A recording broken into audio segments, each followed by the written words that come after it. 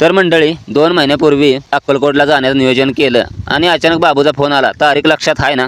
त्याला म्हटलं योजनेत कोणताही बदल नाही. तर नमस्कार मंडळी, मी तुमचा मराठमोळा व्लॉगर आणि आता आम्ही दोघंही निघालो आहे अक्कलकोटला. सगळ्यात आधी पार केलं वडूज आणि त्यानंतर दहिवडी. दहिवडीमध्ये काही रायडरचा ग्रुप दिसला. 4 रायडर तेलंगणाहून आले होते आणि कुठं चालले होते काय माहीत, पण यांच्यासोबत आज 80 किलोमीटरची राईड आमची झालीच बघा. यांची राईड म्हणजे एकदम सभ्य आणि नियमांना धरून. मग गोंदवले पार केलं आणि गोंदवल्यानंतर पंढरपूर पार केलं. म्हणजे आता आम्ही अर्धा रस्ता पार केला आहे आणि यामध्ये आपल्याला इथं चंद्रभागेचं दर्शन झालं. आणि महत्त्वाची गोष्ट म्हणजे जर तुम्ही वडूज, कराड किंवा साताराहून येत असाल तर तुम्हाला या रस्त्याने जवळपास 3 ते 4 टोल नाके लागतात आणि हा छोटासा सल्ला तुमच्या प्रवासात खूपच उपयोगी पडेल बघा. आणि सोलापूर सोडलं, थोडंसं पुढे गेल्यावर चहा नाश्त्यासाठी थांबलो आणि इथं चहा नाश्ता केला. पण या गडबडीत मोबाईल डाटा कधी बंद झाला काय समजलंच नाही आणि त्यामुळे आपल्या गुगल मॅपनं आपल्याला चांगलंच गंडवलं आणि योग्य रस्त्याऐवजी काही दुसराच रस्ता दाखवला. पण तुम्हाला विश्वासच बसणार नाही, या चुकीच्या रस्त्यानं आमची गाडी कुठं पोहोचली असेल तर ती पोहोचली डायरेक्ट